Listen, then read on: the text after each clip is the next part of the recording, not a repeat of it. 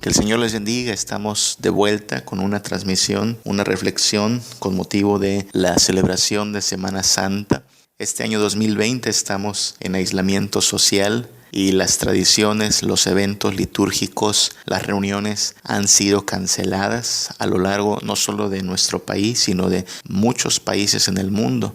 Este viernes es tradicional que en muchos lugares se lleva a cabo una representación de la crucifixión y muerte de Jesús. Se le conoce como el Vía Crucis y ha sido igualmente cancelada esta tradición.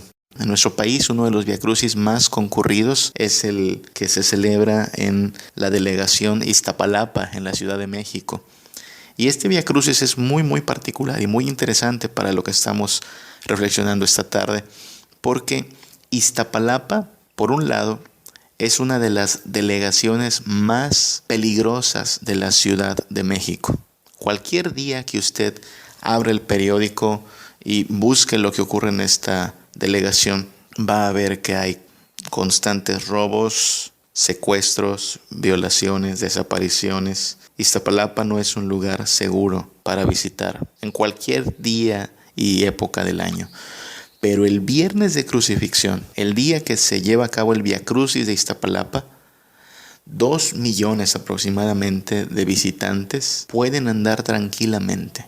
Porque ese día es como si el crimen, como si la violencia y el robo dieran una tregua a los visitantes y permitieran que todos sean parte de esta representación de la crucifixión de Jesús. He ahí el contraste interesante entre el crimen voraz, por un lado, y la devoción del viernes de crucifixión. ¿Cómo es posible que Iztapalapa puede ser el lugar peligroso, violento, cualquier día del año, pero el viernes de crucifixión es un lugar de piedad y de tranquilidad? He ahí el contraste entre la corrupción por un lado y la religión por otro lado, como si ambas cosas pudieran coexistir sin problema. Pues bien, en Iztapalapa ocurre, pero no solo en Iztapalapa, ocurre en muchas partes. Nuestro país, México, es un país marcado, dañado y viciado por la corrupción. En todos los niveles y en todas las esferas, los negocios han sido afectados grandemente por la corrupción. Ya ni hablemos de la política, una de las esferas en que se da por sentado que existe la corrupción, hasta las instituciones, la salud, la escuela, la familia. México es un país con altos índices de corrupción, algo totalmente opuesto a lo que distingue al cristianismo. El cristianismo es una religión que nos llama a la integridad. El cristianismo es una religión que nos llama a la verdad, a la honestidad. Y es por eso que es tan triste el contraste que puede haber entre un pueblo que por un lado dice creer en Dios, manifiesta su religiosidad, pero por otro lado puede darle tanta cabida al engaño, al fraude y a la tranza. Este contraste entre vicios y virtudes es el que llega a ser inaudito. ¿Cómo es que puede coexistir la corrupción por un lado y por otro lado tanta religiosidad? Pues bien, esta corrupción, donde se tranza con disimulo, donde la injusticia tiene disfraz de inocencia, donde el fraude es normalizado, no solo es el escenario actual de las cosas, el escenario en que Jesús apareció, la época en que Jesús vivió y ministró, estaba también viciada por la corrupción. Estaba también dañada por la tranza, por la injusticia, por el fraude. Debemos tener esto en mente para entender lo que Jesús vino a hacer y cómo Jesús dirigió gran parte de su mensaje en contra de la corrupción, en contra de la tranza y la injusticia. Dejemos en claro algo, y es que Dios aborrece la corrupción. Dios, puesto que es santo, puesto que es verdad, puesto que es justo, Él aborrece la corrupción. Toda la Biblia está llena de este pensamiento, pero voy a citar solo unos cuantos versículos para dejar en claro por qué Dios aborrece, abomina la corrupción. En Levítico capítulo 19, versículo 15, Dios le dice a su pueblo estas palabras: no harás injusticia en el juicio, ni favoreciendo al pobre, ni complaciendo al grande, sino que con justicia juzgarás a tu prójimo. En este versículo, Dios está hablando acerca de cómo se debe realizar la impartición de justicia. En un juicio, la justicia tiene que imperar. No se le va a dar favoritismo al pobre por ser pobre, como si ser pobre lo victimizara, pero tampoco se le va a dar complacencia al rico, solo por ser rico. El pueblo de Israel debía tener claro que la justicia debe imperar sobre cualquier dictamen. Tristemente, no ocurría siempre así y no ocurre en el presente. Es muy bien sabido que hay personas que con dinero, con regalos, con dádivas, tratan de corromper que al juez, que al policía, que al magistrado. Y es bien sabido que muchos de ellos aceptan el soborno a cambio de dar un veredicto que complazca al que paga. Dice Proverbios capítulo 20, versículo 10, pesa falsa y medida falsa, ambas cosas son abominación a Jehová. Y ahora está metiéndose al campo del comercio. Y es que en la antigüedad, recuerde usted que no había básculas digitales, todo se hacía con balanzas y pesas. Y como ahora también ocurre que usted va a la gasolinera y posiblemente le den litros que no son de litro, o usted va a la tortillería y posiblemente le dan kilos de tortilla que en realidad no alcanzan el kilo, pues también en el pasado no faltó el que, viendo la oportunidad de ganar más ofreciendo menos, tenía pesas que aparentemente coincidían con lo establecido, con lo justo, pero en realidad estaban modificadas para engañar. Eso es fraude, eso es injusto, y Dios abomina este tipo de prácticas.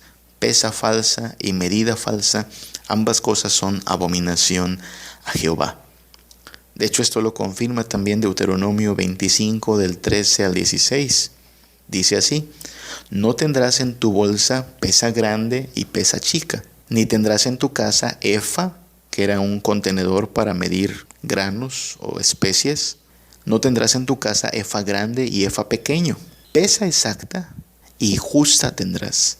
Efa cabal y justo tendrás, para que tus días sean prolongados sobre la tierra que Jehová tu Dios te da.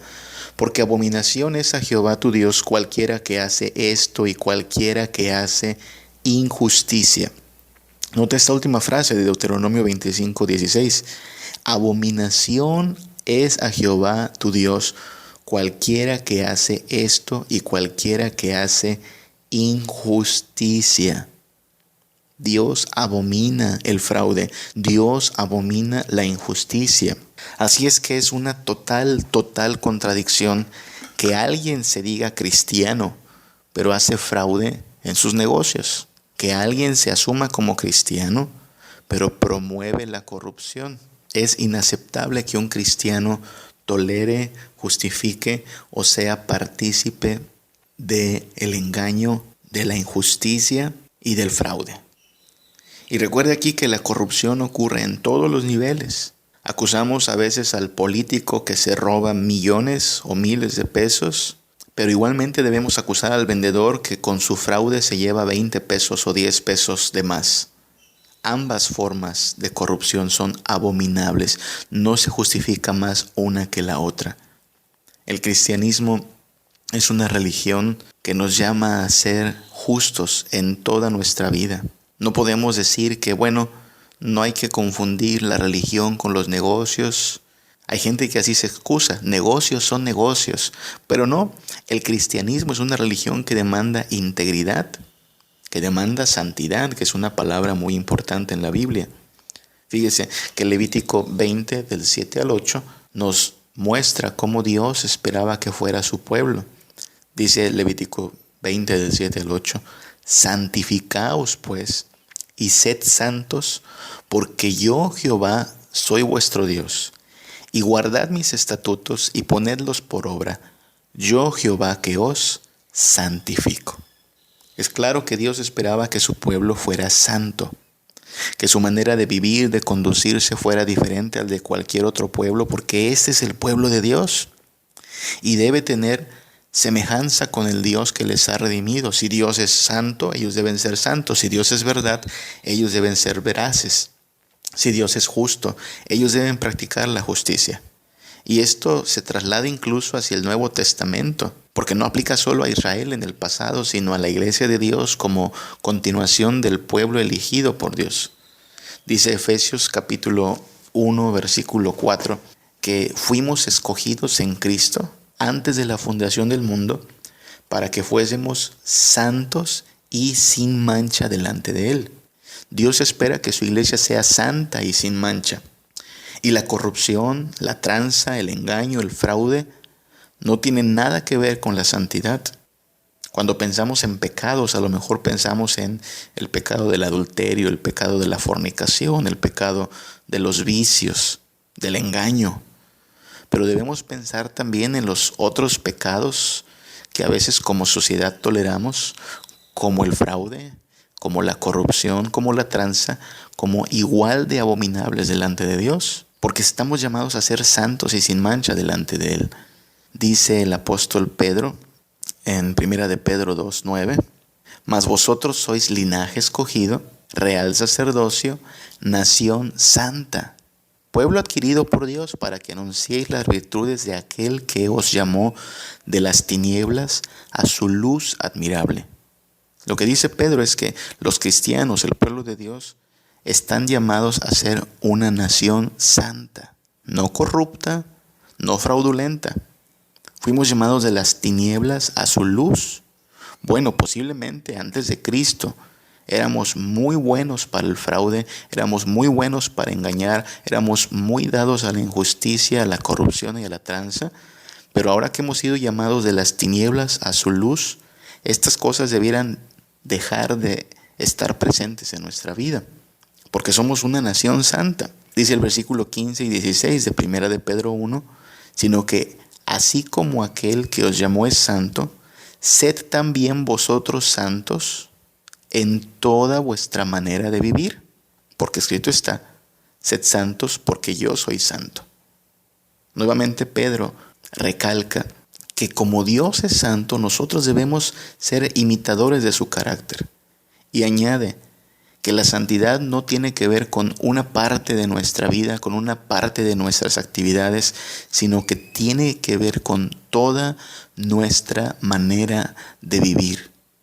Debo ser santo en mis palabras, debo ser santo en mis pensamientos, debo ser santo en mis decisiones, pero también debo ser santo en mis negocios, en mis finanzas, en la manera en la cual hago tratos. Debo ser santo en toda la forma en que vivo, y así cualquier creyente. Ese es el llamado, ese es el desafío. Cristo nos llama a vivir de manera santa. Romanos capítulo 6, el apóstol Pablo ahora habla en la misma línea de pensamiento. Dice Pablo en Romanos 6:19, que así como para iniquidad presentasteis vuestros miembros para servir a la inmundicia y a la iniquidad, así ahora para santificación presentad vuestros miembros para servir a la justicia. Note el contraste. Antes éramos esclavos de la inmundicia, de la iniquidad, a lo mejor mentir, robar, engañar, cometer fraude, eran cosas naturales para nosotros, hasta celebrábamos cuando lográbamos engañar a alguien, cuando lográbamos transar a alguien, pero ahora, dice Pablo, debemos presentarnos para servir a la justicia.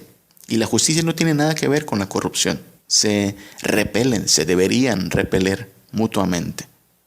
Dice en el versículo 22 de Romanos 6, ahora que habéis sido libertados del pecado y hechos siervos de Dios, tenéis por vuestro fruto la santificación y como fin la vida eterna. ¿Cuál es el fruto de la vida cristiana? ¿Cuál es el fruto de que el Espíritu de Dios nos haya liberado del pecado? La santificación. Ahora estás limpio, ahora eres puro, ahora debes andar en la verdad, ahora debes practicar la justicia. Ya no estás en las tinieblas. La corrupción, el engaño y la tranza no son parte de la vida que se supone que debemos ahora tener. Así es que cuando hablamos de corrupción, hablamos de algo que Dios abomina. Y entender la gravedad y alcance de la corrupción es necesario, muy necesario, para comprender el pasaje que vamos a leer a continuación y para entender la reacción de Jesús ante lo que estaba viendo. El episodio que quiero citar ocurre inmediatamente tras la entrada de Jesús en Jerusalén, cuando la gente toma sus palmas y tiende sus mantos para que Jesús pase. Cuando ellos gritan, Hosana al Rey que viene, Hosana al Hijo de David, inmediatamente después, quizá un día después o ese mismo día, el episodio a continuación es Jesús entrando al templo. Dice así, estamos en Juan capítulo 2, versículos del 13 al 16. Estaba cerca la Pascua de los judíos, y subió Jesús a Jerusalén, y halló en el templo a los que vendían bueyes, ovejas y palomas, y a los cambistas allí sentados. Y haciendo un azote de cuerdas, echó fuera del templo a todos, y las ovejas y los bueyes, y esparció las monedas de los cambistas, y volcó las mesas, y dijo a los que vendían palomas, quitad de aquí esto, y no hagáis de la casa de mi padre casa de mercado. Este es el pasaje, muchos lo hemos leído o nos han contado el suceso desde nuestra infancia. Jesús entra al templo y vemos aquí una de las escenas menos comunes en la vida de Jesús. Quizá nosotros tenemos una imagen de Jesús en nuestra mente, imaginamos a un Jesús cariñoso, tierno, compasivo, dulce, amable. Y por supuesto que Jesús era todas estas cosas, pero esta escena es muy, muy extraña, muy particular, porque no nos presenta a Jesús con aquella imagen de ternura, de delicadeza, ni de debilidad. Nos lo presenta bastante fuerte, bastante agresivo, indignado, enojado por lo que está viendo en el templo. Ahora, si usted tiene problemas con la idea de Jesús indignado, enojado, solo recuerde que tal como el Padre, así es el Hijo. Y todo lo que la Biblia diga acerca del Padre es real también en el Hijo. Y la Biblia nos habla del enojo de Dios, la ira de Dios, la abominación de Dios.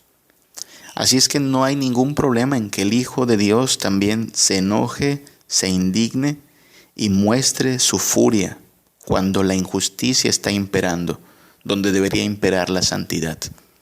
Lo vemos, como le digo, incluso violento, agresivo. ¿Qué tiene en sus manos Jesús en el versículo 15 de Juan 2? Un azote de cuerdas. En medio de todo el barullo de la escena, Jesús alcanzó a tomar cuerdas, quién sabe de dónde, y las junta y hace un azote. ¿Y para qué son los azotes? Pues para golpear. Empieza a azotar para echar afuera del templo a todos. Vemos a Jesús entonces indignado, enojado, agresivo contra aquellos que han hecho de la casa de su padre, así lo dice, no hagáis de la casa de mi padre casa de mercado. Ahora, no nos apresuremos a sacar conclusiones superficiales de este pasaje. No es que Jesús esté atribuyendo al templo una especie de poder o esencia espiritual. No es que Jesús esté diciendo, este templo es sagrado y ustedes han corrompido el templo con toda su falta de reverencia. No es lo que Jesús está diciendo. Lo debemos mencionar porque de aquel templo en que Jesús reprendió a las personas, se mantiene hasta el día de hoy una pared en pie, una parte de una pared, que es conocido como el Muro de los Lamentos, ahí en Jerusalén. Hasta el día de hoy hay gente que anhela viajar a Jerusalén para poder hacer una oración en este muro, como si el muro fuera especial. De hecho, a esta región y a Jerusalén en particular se le conoce hasta hoy como Tierra Santa. Y hay gente que anhela viajar a Tierra Santa y lo ve como si fuera una de las experiencias más especiales de su vida. Por supuesto, que viajar a la región en que Jesús vivió, en que Jesús ministró, debe ser una experiencia de mucho aprendizaje, debe ser una vivencia digna de contar a los demás. Pero uno debe preguntarse, ¿acaso es más santa la ciudad de Jerusalén que la Ciudad de México o la ciudad de Mérida? ¿Es que acaso este pasaje donde Jesús reprende a las personas por lo que están haciendo en el templo, nos dice que debemos nosotros cuidar nuestro comportamiento en el templo porque allí se manifiesta la presencia de Dios? Y aunque esta sea a veces la conclusión de muchos hasta hoy, y en nombre de este tipo de pensamientos, muchos crecimos con exhortaciones para guardar la reverencia y el respeto a la casa de Dios, la verdad es que estas conclusiones son innecesarias e infundadas. Los templos de ahora no son el equivalente al templo de Jerusalén. Y el pasaje que estamos considerando no es un llamado a guardar la reverencia y el respeto por los templos en que nos congregamos. Claro, hay una diferencia entre un salón de fiestas y una biblioteca. Y cuando vamos a una biblioteca estamos llamados a guardar cierto comportamiento por respeto a las personas que allí también están estudiando. Por supuesto que hay una diferencia entre un parque y una funeraria. El parque es el lugar de recreación, la funeraria es un lugar de luto. Y la naturaleza de estos recintos, una biblioteca, un parque, una funeraria, determina cierto comportamiento aceptable. Pero estamos hablando de un asunto de mero sentido común. Guardaremos silencio en una biblioteca, no vamos a una funeraria a divertirnos y en el parque no está prohibido correr y gritar. Es sentido común. Y en estos días de contingencia, muchos pastores y ministerios se han encargado de mantener contacto con la iglesia a través de las redes sociales. Algo totalmente admirable y se agradece. Pero resulta curioso que muchos han hecho el esfuerzo por transmitir un mensaje y cierto modelo de culto desde los templos. No quiero polemizar al respecto, pero no puedo evitar hacerme la pregunta, ¿acaso era necesario transmitir desde el templo? ¿Acaso transmitir desde el templo mi mensaje a la iglesia es más santo, espiritual, digno o especial que hacerlo desde una sala o desde el jardín? Estos días de contingencia nos están haciendo pensar en muchas cosas y uno de estos aspectos a considerar es, ¿acaso le hemos dado mucha importancia al templo, haciendo que nuestra devoción y nuestra percepción de espiritualidad dependa de estar o no estar en el templo? Estamos contando el tiempo para que nos permitan volver a congregarnos. Pero lo especial de congregarnos es eso, que estamos juntos para alabar a Cristo, independientemente del lugar en que nos encontremos. Lo que deberíamos lamentar en estos días no es tanto que no pudimos ir al templo, sino que no pudimos tener comunión unos con otros. Si alguien piensa que porque no ha podido ir al templo estos días, su fe puede estar en peligro, su espiritualidad está decayendo, debe deshacerse de esos pensamientos. Lo que lamentamos no es que los templos estén cerrados, sino que no hemos tenido la oportunidad de congregarnos y juntos rendir homenaje a Cristo. Pero este pasaje no nos está llamando a hacer del templo el lugar en el cual se desarrolla la vida cristiana o se desarrolla la espiritualidad de los creyentes. De hecho, lo que dice Jesús a continuación, en el mismo pasaje de Juan 2, 18 al 21, es que el templo llegará a ser secundario, que tiene sus días contados, porque ha llegado el cumplimiento de aquello a lo que el templo apuntaba antes de que el Hijo de Dios se encarne. Después de que Jesús saca a las personas y con este azote les expulsa del templo por andar haciendo mercadería, dice el versículo 18 de Juan 2, los judíos respondieron y le dijeron, ¿qué señal nos muestras, ya que haces esto? Y Jesús le respondió y les dijo, destruid este templo y en 3 días lo levantaré. Dijeron luego los judíos: en 46 años se edificó este templo y tú en 3 días lo levantarás. Mas él hablaba del templo de su cuerpo. Mas él hablaba del templo de su cuerpo. Ahí está. Jesús está diciéndoles que el templo en el cual se encuentran tiene sus días contados. Dice: destrúyanlo y en 3 días lo levantaré. Es bien clara la referencia que está haciendo Jesús a lo que será su resurrección. Después de 3 días de estar en el sepulcro, Jesús se levanta con poder, venciendo la muerte, y se constituye en el primogénito de los muertos, el que venció al sepulcro. A partir de que Jesús hace su aparición en la historia, ya no será el templo el punto de contacto con Dios, sino que ahora es a través de Cristo que tenemos acceso al Padre. Por esa razón, si usted nunca en su vida puede hacer un viaje a Tierra Santa o hacer una oración en el Muro de los Lamentos, no se preocupe. Su comunión con Dios es a través de Cristo. Si en estos días no podemos congregarnos, no podemos ir a nuestros templos para rendir adoración, no por eso dejamos de tener comunión con Cristo.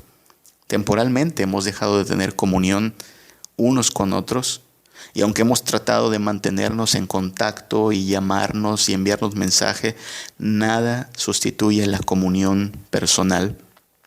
Pero en Cristo tenemos acceso a toda la bendición del Padre y no pasa nada si los templos están cerrados por ahora. Jesús no le está atribuyendo al templo una esencia mística o espiritual, pero lo que sí está haciendo, y lo que hizo esa tarde, fue reprender la corrupción y la avaricia de las personas que han convertido un recinto dedicado a la oración en un mercado de la fe. Y de eso es de lo que hablaremos a continuación. ¿Por qué estoy usando los términos corrupción tan enfáticamente? Porque eso es lo que estaba ocurriendo en el templo. Todo lo que estaba ocurriendo era el despliegue de la corrupción en el lugar donde menos se esperaría que imperara el engaño y el fraude. Déjeme lo explico a continuación. En el templo, nos dice el pasaje que acabamos de leer, se vendían animales, toda una variedad de animales, bueyes, ovejas, palomas. Y estos animales están ahí porque precisamente son parte del mercado y del negocio. Si usted lee la ley, notará que las personas tenían que ir constantemente al templo para ofrecer sacrificios, diversos tipos de sacrificios, diversas ofrendas. Los adoradores estaban obligados a llevar un animal sin defecto para celebrar los rituales. Y los sacerdotes certificaban si el animal era apto o no. El sacerdote era una especie de auditor que tomaba el animal, lo examinaba para confirmar que no tuviese defecto y entonces certificaba si el animal estaba apto o no para el sacrificio. Habrá llegado el momento en que los sacerdotes y todos los ayudantes de ellos trataban de encontrarle a los animales tantos defectos como fuera posible. Y si el sacerdote no certificaba que tu animal fuera apto, simplemente no era aceptable. Y es ahí donde se ofrecía el servicio de animales que contaban con el certificado previo de aprobación. ¿Nota usted hacia dónde giraba el negocio? Habrá llegado el momento en que, por temor a que el sacerdote encargado de analizar el animalito fuera a encontrar un detallito y que le sirviera como excusa para desechar al animal, pues prefiriera comprar un animal de los que ya están certificados en el templo para ir a la segura. Obviamente, el que te ahorren que tú lleves tu animalito desde tu casa hasta el templo y te lo ofrezcan ya listo para el sacrificio con la aprobación, el sello de garantía del mismo sacerdocio, pues conllevaba un costo extra. Es como cuando uno va al cine, no sé si lo sepa, pero el negocio del cine no es el cine en sí, sino la venta de alimentos. Y por eso está prohibido introducir alimentos a los cines, porque se espera que usted vaya y consuma lo que venden en el lugar. Y por supuesto, cuando usted ha comparado los precios, se da cuenta que están a veces duplicados, si no es que triplicados. Eso es el negocio del cine. Pero es lo mismo que estaban haciendo los sacerdotes en el templo. Mira, tienes que traer tu animal, tienes que prepararlo sin defecto, pero si le encuentro un detallito, queda desechado el animal. No te preocupes, tenemos un servicio de animales ya dispuestos, ya certificados, garantizados, del cual tú puedes disponer. Ese era el negocio que giraba alrededor de la venta de animales. No solo había venta de animales, dice que había cambistas, personas que se dedicaban a hacer la transacción de convertir las monedas romanas a las monedas del templo. Y es que sucede que la moneda romana tenía dibujada la imagen del César, la imagen del emperador romano. Y puesto que tener una imagen en la moneda era considerado idolatría, no se aceptaba que usted llegara con monedas romanas, con la imagen del emperador, a ofrendar al templo. Y es ahí donde entra la labor de los cambistas. Y lo que tenía usted que hacer era llegar, convertir sus monedas en una especie de casa de cambio para conseguir monedas del templo, que eran las santas, para poder ofrendar a Dios. Obviamente, la transacción representa una comisión. ¿Quién cree que se quedaba con la comisión? Todo esto era un negocio redondo para el sacerdocio. Animales vendidos a la fuerza, comisiones cobradas por un mero cambio de moneda. Uno entiende que esto pasa en un mercado, uno entiende que esto pasa en un banco, pero no estamos hablando de un mercado ni de un banco. Estamos hablando del lugar destinado para que el pueblo ofrezca sacrificios a Dios, clame por perdón, clame por ayuda. Y estos mercaderes de la fe lo han convertido en un negocio. Sobre estos dos negocios, la venta de animales y el cambio de moneda, estaba el control del sacerdocio. Hay un sacerdote, se llama Anás, y fue uno de los hombres más poderosos de Jerusalén. Por datos extrabíblicos sabemos que Anás sirvió como sumo sacerdote por 20 años, pero aún después de ser sumo sacerdote, se las arregló para que sus hijos, 5 de ellos, siguieran ocupando el cargo de sacerdote. Y en el momento en que Jesús hace su aparición en el templo, aunque el sacerdote ya no es Anás, Anás sigue teniendo control del actual sacerdote, que se llama Caifás. ¿Y sabe por qué? Porque es su suegro. Entonces imagínese usted un hombre como Anás, que ha sido sacerdote por 20 años, que ha logrado que sus 5 hijos vayan heredando la plaza y que ahora tiene en el mismo cargo a su yerno. No estamos hablando de un sacerdocio, estamos hablando de una mafia. Estamos hablando de una red de corrupción. De las muchas formas que toma la corrupción, Jesús se está enfrentando aquella tarde a la corrupción de la religión. No se está enfrentando a la mafia rusa ni a la mafia japonesa. Es la mafia judía, la mafia sacerdotal. No es el cártel del Golfo ni el cártel de la nueva generación. Es el cártel del templo. Y su giro no es la droga, no es la prostitución, no es la piratería, ni tampoco la trata de personas. Su giro es la fe. Son mercaderes de la fe. Son hombres avaros y amadores del dinero más que de Dios. Porque si amaran a Dios, desearían que la gente conozca a este Dios e invoquen su nombre, y no usarían el atrio destinado a la oración como un mercadito. Y esto es lo que Jesús está reprendiendo aquella tarde. Que el lugar donde el nombre de su Padre debe ser invocado se ha convertido en una cueva de ladrones. Son las palabras que usa Jesús. En medio de todo esto, entonces, debemos considerar el carácter de Jesús. Porque este es el contraste de esta escena. Que tenemos por fin a alguien que es todo lo que el sumo sacerdote debía hacer. Tenemos aquí a Jesús cumpliendo su oficio sacerdotal. Y es todo lo opuesto a que ha sido Caifás. Donde Caifás ha sido dominado por la avaricia, por la ambición, Jesús viene a poner orden. Cristo era todo lo que un sumo sacerdote debía haber sido: santo, devoto, fiel, veraz, íntegro. comparado con los hombres corruptos que estaban ejerciendo el sacerdocio, que les habrá enojado mucho el proceder de Cristo. Y aquí es donde tenemos un retrato de Cristo. Cristo está mostrándonos que es todo lo opuesto a la corrupción y el engaño de este mundo. Cristo nos está mostrando que su carácter es muy diferente al carácter de los hombres comunes. En eso consiste la santidad. Ya hemos citado el reporte de Juan sobre la limpieza que Jesús hizo del templo. De hecho, los 4 evangelios registran el suceso. Y vamos ahora a considerar el mismo evento, pero desde la perspectiva de Mateo. Mateo 21, versículos del 12 en adelante, nos sirve para ir cerrando nuestra reflexión en el carácter de Jesús. ¿Cómo es Jesús?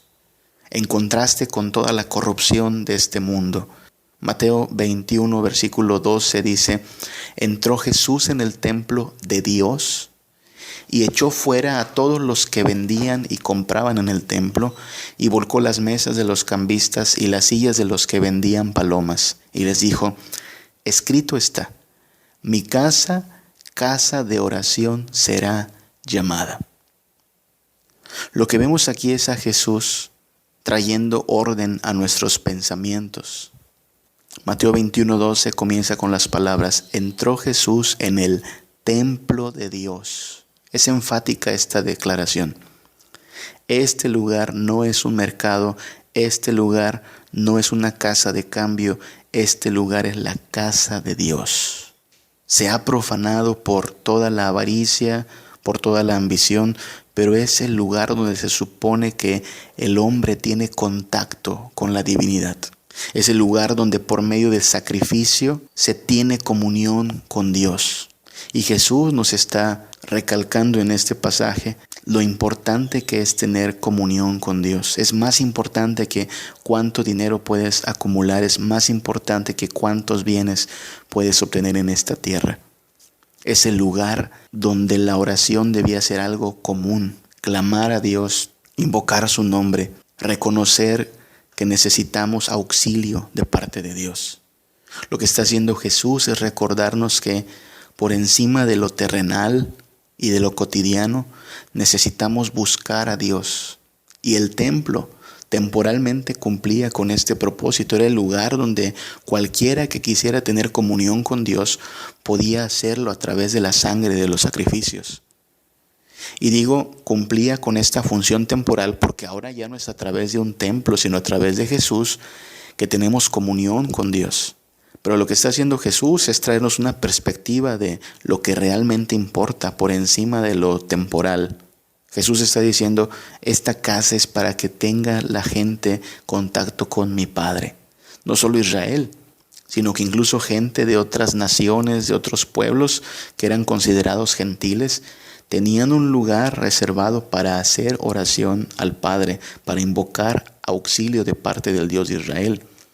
Y es este atrio el que precisamente, debiendo ser para que todo pueblo y nación venga e invoque el nombre de Dios, se había convertido en un mercado.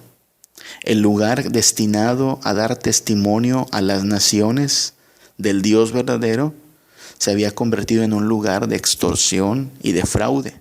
Eso es lo que indigna a Jesús. Por eso sus palabras son tan directas. El versículo 13 termina con la frase: mas vosotros la habéis hecho cueva de ladrones.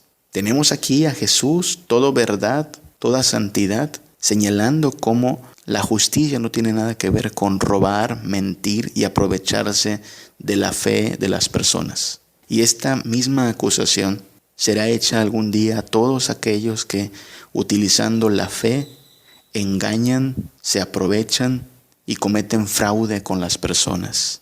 No se supone que la fe sea un negocio. Jesús, en su carácter justo y santo, nos llama a entender que la vida cristiana no tiene nada que ver con la tranza y con la injusticia. Tan pronto como Jesús señala la injusticia y reprende la corrupción del templo, manifiesta su poder, manifiesta la grandeza de su autoridad. El versículo 14 nos dice ahora que vinieron a él en el templo ciegos y cojos y los sanó. Note cómo el contraste nos lleva de ver la grandeza del templo, por lo que representa, a ver la grandeza de Jesús, por quien Él es. Aquí vemos cómo en este momento la importancia está siendo trasladada del templo a Jesús. Y es Jesús quien tiene poder para hacer que los cojos puedan caminar, para hacer que los ciegos puedan ver, para sanar enfermedades. El poder está en Jesús, no en el templo. Y a partir del Evangelio, el templo irá teniendo menos importancia como recinto, porque ahora el punto de acceso hacia Dios es el Hijo, lleno de gracia, lleno de verdad, lleno de poder. Insisto, Jesús no está diciendo que se está profanando la piedra y el cemento. Jesús está indignado porque estos mercaderes están obstruyendo el que la gente busque a Dios, el que la gente clame a Dios. Así que Jesús, a partir de aquí, será quien tenga mayor importancia hasta el día de hoy. Nosotros no dependemos de un templo para tener comunión con Dios, pero sí dependemos de Jesús para tener acceso a la gracia de nuestro Padre. Es Jesús el verdadero camino al Padre. Es Jesús aquel que nos reconcilia por su sangre y su sacrificio perfecto con el Padre. Esta reacción de Jesús no gustó nada a las personas que vieron afectado su negocio. Dice el versículo 15 que los principales sacerdotes y los escribas, viendo las maravillas que hacía, sanar enfermos, darle vista a los ciegos, darle el poder caminar a los cojos, y los muchachos que aclamaban en el templo diciendo Hosana al Hijo de David, se indignaron. Ahí lo tiene. Los dueños del changarro están enojados porque Jesús está recibiendo alabanza. La gente le dice Hosana al Hijo de David, y los dirigentes del templo se indignan. ¿Por qué se indignan? Pues porque Jesús es todo lo que ellos no pueden ser. Porque Jesús está mostrando un carácter que ellos deberían mostrar. Y son conscientes de que están lejos de ser sacerdotes perfectos. En realidad son capos de la mafia, de la religión. Y Jesús está mostrando que Él tiene poder para responder a las oraciones, a los clamores de ayuda. Es Jesús quien sana. ¿Acaso usted ve sacerdotes sanando a la gente? No, pero viene Jesús y sana a las personas. Y es Jesús quien recibe el reconocimiento de las personas. Así es que estos mercaderes están indignados porque Jesús es todo lo que ellos no pueden ser, es todo lo que ellos no quieren ser, porque habiendo sido llamados a servir al pueblo como intermediarios, en realidad se están sirviendo del pueblo para sus fines egoístas. Y eso nos muestra otra vez el carácter de Jesús, noble, servicial, sacrificial. Donde otras religiones existen para sacar provecho de los fieles, para beneficiarse de sus adeptos, Cristo es el fundador de la única religión donde usted es aceptado sin ofrecer nada, donde usted es llamado no para ser un benefactor, sino para ser un beneficiario. En esta religión, la religión cristiana, el fundador no viene a servirse de sus adeptos. El fundador viene a servir a su pueblo.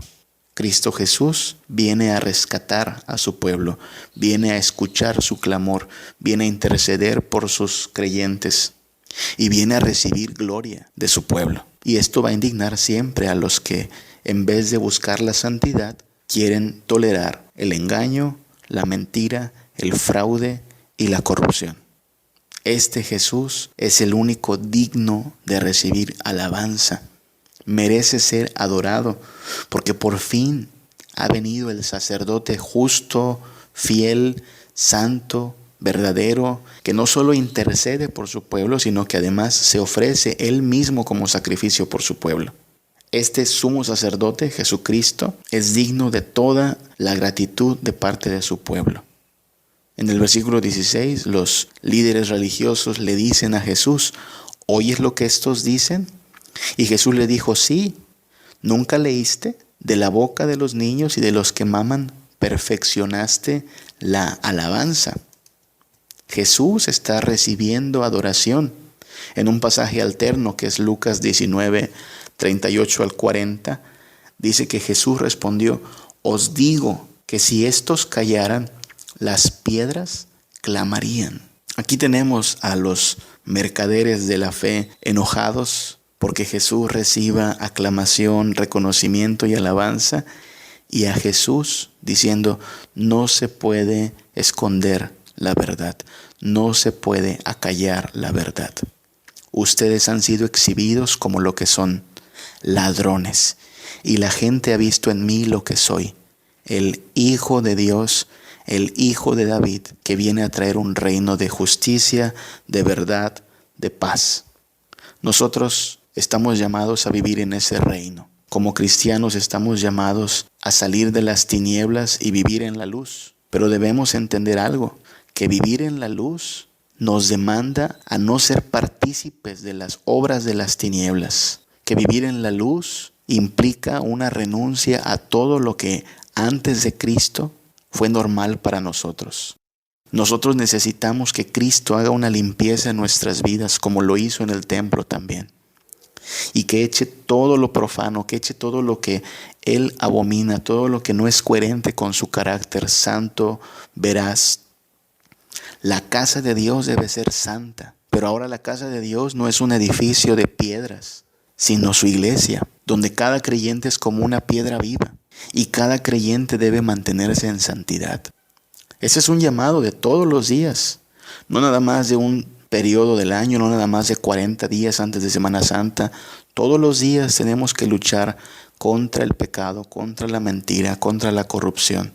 Y esta purificación que hace Jesús en el templo es necesaria también en nuestras vidas.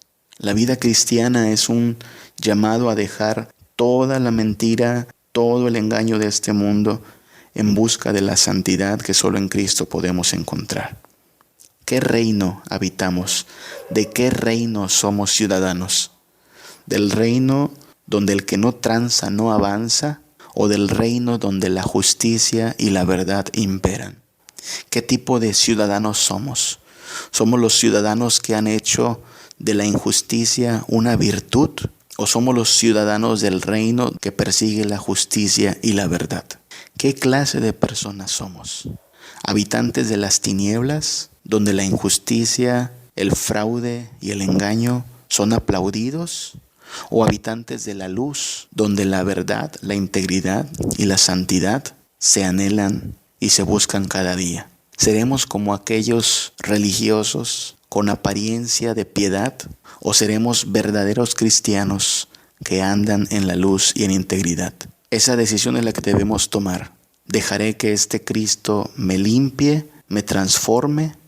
¿O quiero seguir con mi mismo estilo de vida y solo aparentar santidad en lo exterior? La santidad no es un asunto de guardar unos cuantos días del año. La santidad es un llamado constante para todos los hijos de Dios, para todos los creyentes en Jesucristo. Estamos a punto de terminar esta semana y muchos habrán cumplido con su cuota de religiosidad, un ritual, un momento, un instante. Para los creyentes, la búsqueda de la santidad continúa todo el tiempo, cada día, hasta que Cristo vuelve por nosotros. Así como aquel que es santo, nosotros estamos llamados a ser santos. Recordemos las palabras de Pedro en 1 de Pedro 2:9. Mas vosotros sois linaje escogido, real sacerdocio, nación santa, pueblo adquirido por Dios, para que anunciéis las virtudes de aquel que os llamó de las tinieblas a su luz admirable. Si Cristo nos ha limpiado, debemos andar en la luz y ser una nación santa, para alabanza de Jesús, en evidencia de que en verdad hemos entendido de qué se trata su reino. El reino de Cristo es un reino de verdad, de justicia y de santidad. Vivamos como habitantes de ese reino celestial. Que el Señor nos guarde.